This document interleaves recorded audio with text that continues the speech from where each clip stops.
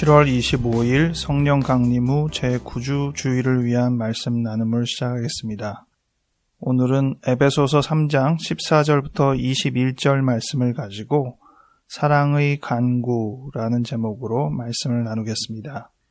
2021년 표어는 멀리서 가까이, 행동 강령은 보이지 않아도 한결같이입니다. 2021년 기도문을 따라해 주시기 바랍니다.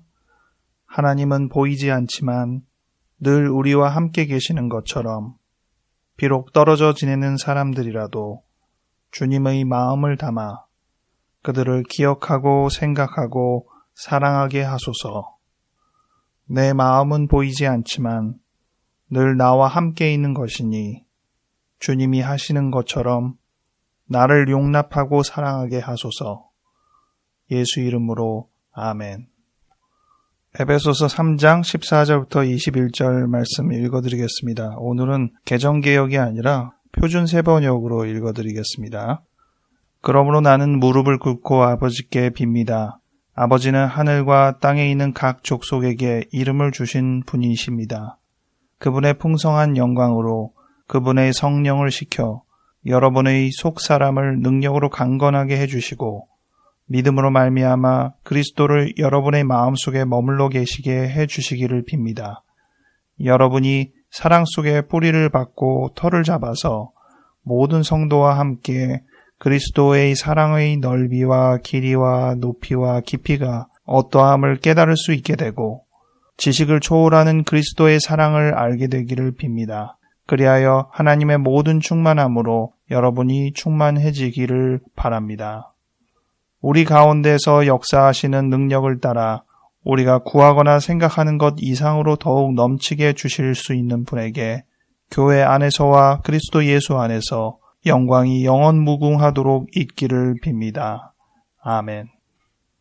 바울이 에베소에게 쓴 편지의 이 간구 내용은 예수님이 주기도문으로 알려주시는 기도문과 비교해서 생각할 때 저 개인적으로는 상당히 아름다운 언어를 사용하지만 현실적으로 다가오지는 않는다는 느낌입니다.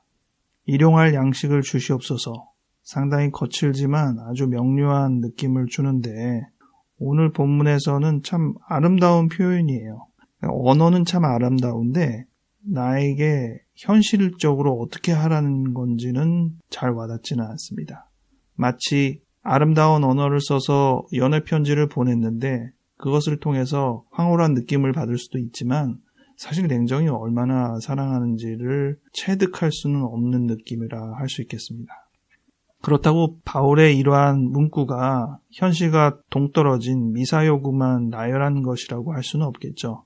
현실 안에서 그가 경험한 것들을 녹아낸 언어라고 할 수는 있겠는데 너무 문장이 수려하다 보니 저의 느낌에서는 약간 동떨어진 느낌을 받는다는 것일 뿐입니다.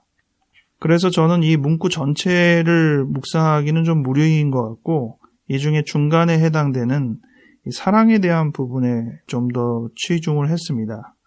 17절 하반절부터 되는데요.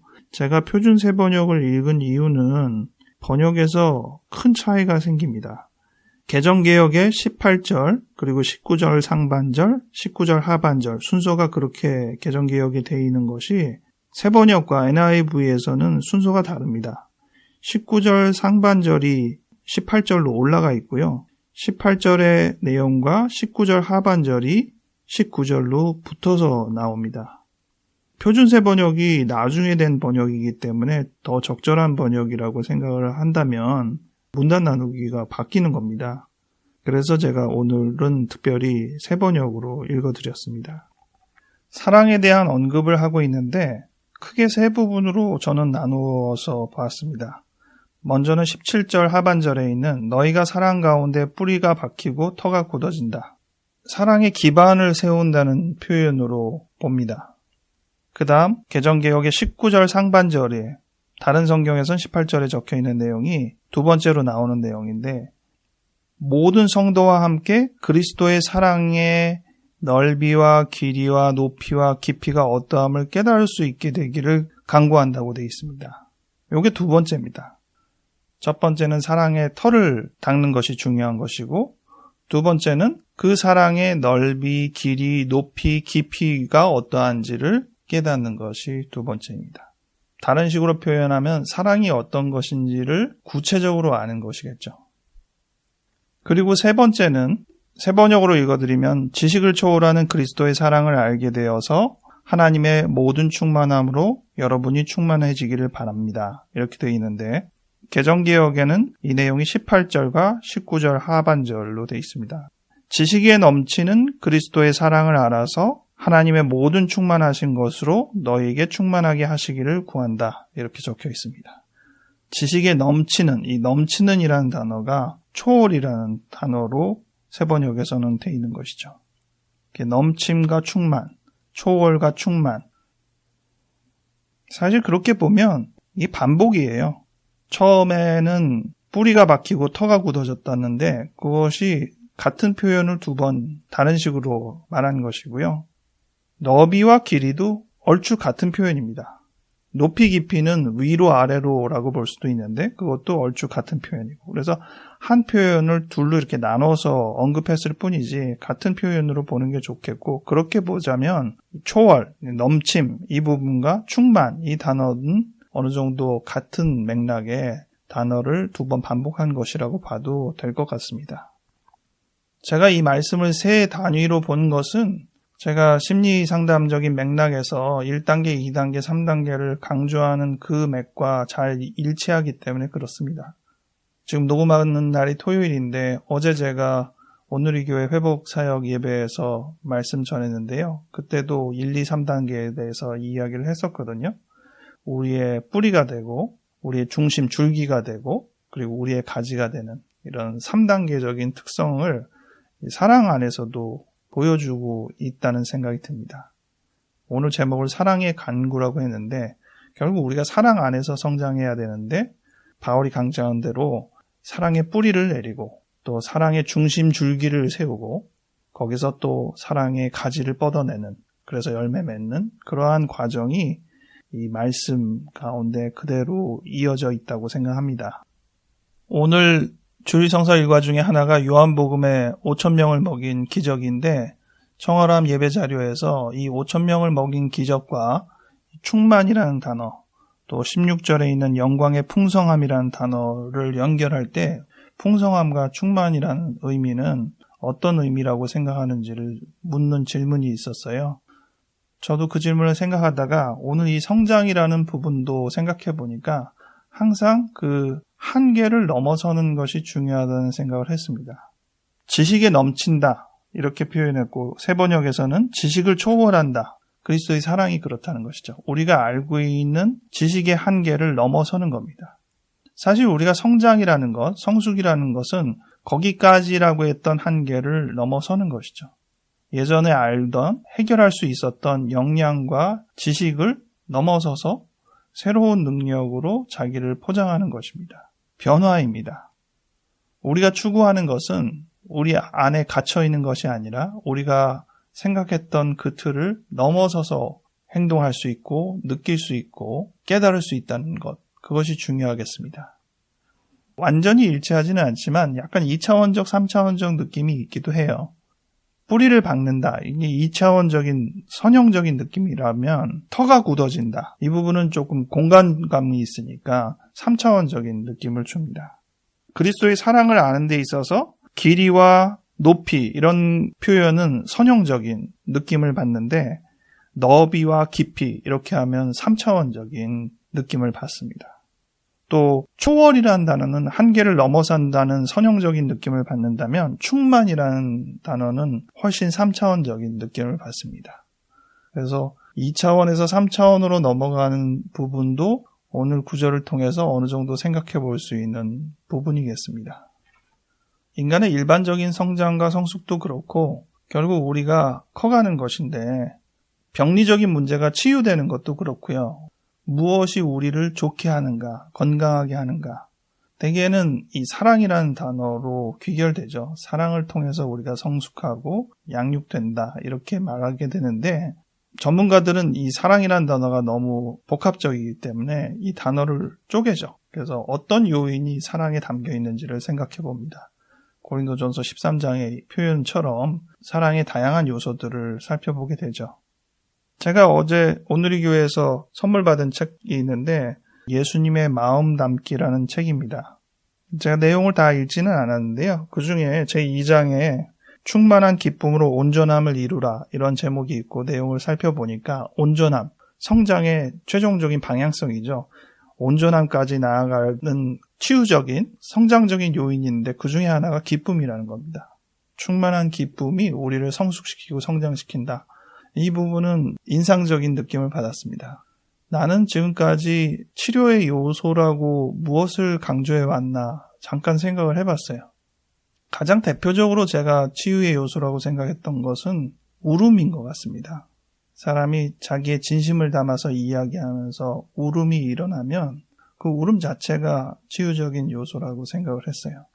그런데 그 울음과 짝을 맞출 수 있는 표현이 이 기쁨이 아닐까. 우리가 이야기를 하면서 행복에 겨워하거나 웃거나 이러한 경험이 우리로 하여금 어려움을 이겨내고 성장하게 하는 하나의 치유의 요인이 된다고 생각합니다. 상담에서는 어떤 것을 치유의 요인으로 생각할 때 울음과 기쁨과 같은 표현을 중요하게 생각합니다. 자기 삶에 대해서 감정적인 표현을 하는 것을 독려하죠. 이 표현에 덩달아서 이루어지는 게 몇 가지가 있는데 대표적으로 제가 생각해 보니까 한 두 가지가 있더라고요. 한 가지는 그 표현을 인정해 주는 거죠. 이해해 주는 겁니다. 그 감정을 충분히 받아들여 주는 것이죠. 보통 공감이라는 단어로 제일 많이 쓰는데 그 공감을 통해서 사람들이 성장을 합니다. 즉 울음과 기쁨이 상대방에게 공명이 되는 것이죠.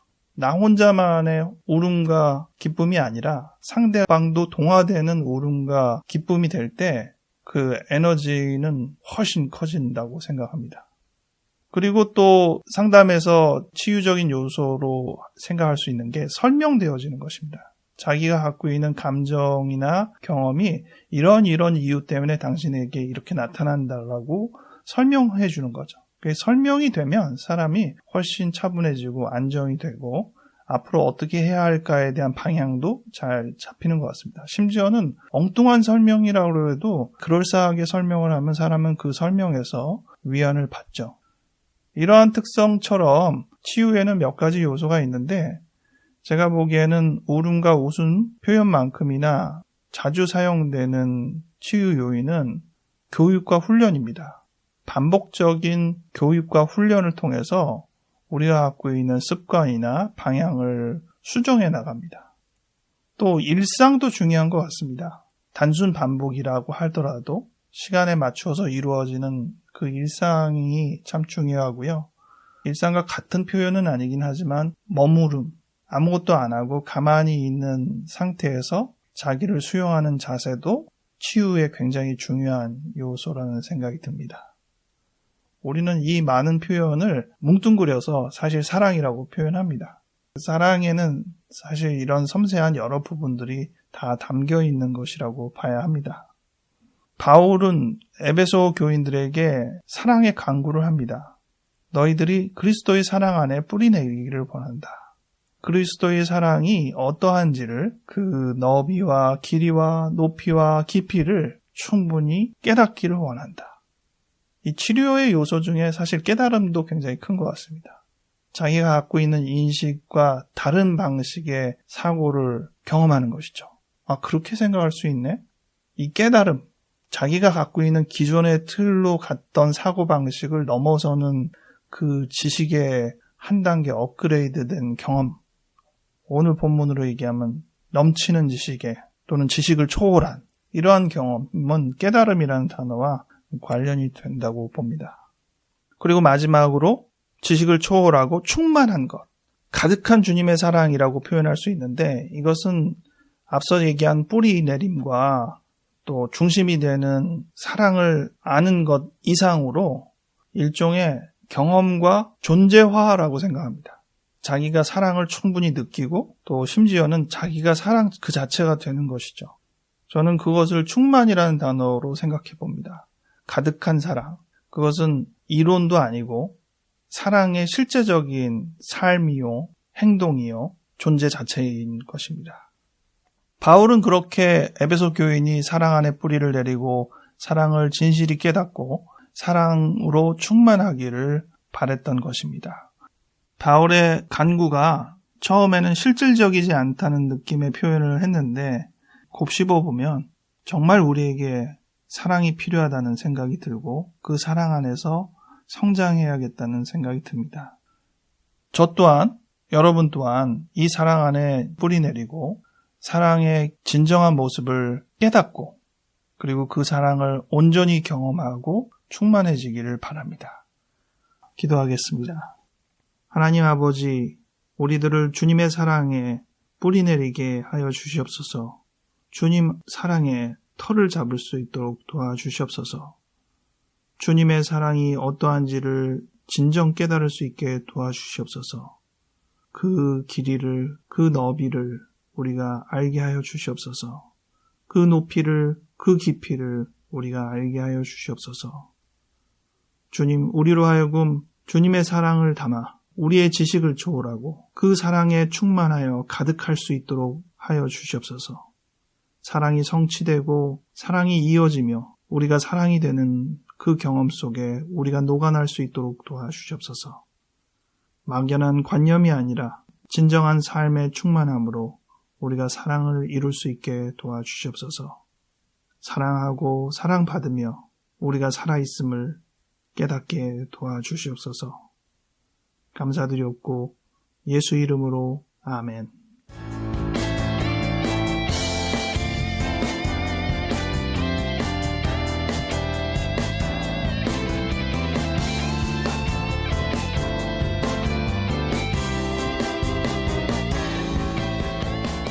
저는 이번 주가 휴가입니다. 휴가의 하루하루는 그냥 쑥쑥 지나가는 느낌이고 그 일주일을 앞두고 있는 상태에서 이번 한 주 동안 직장 나가지 않고 그저 평안히 보내겠구나 이렇게 생각하는 이 느낌이 오히려 더 실질적인 느낌이지 않을까 싶을 정도입니다. 이 느낌이 오늘만 머물러 끝나는 게 아니라 일주일 생활하는 동안에도 잘 느껴졌으면 좋겠는데요. 여러분들도 어떤 것들을 기대하고 기간을 어느 정도 산정하고 있을 때 마음 뿌듯하거나 평안한 생각을 할 때가 있잖아요. 그 경험을 잘 유지해서 일상의 평온함을 잘 만들어내기를 바랍니다. 건강하게 지내시고 다음 주에 다시 뵙겠습니다.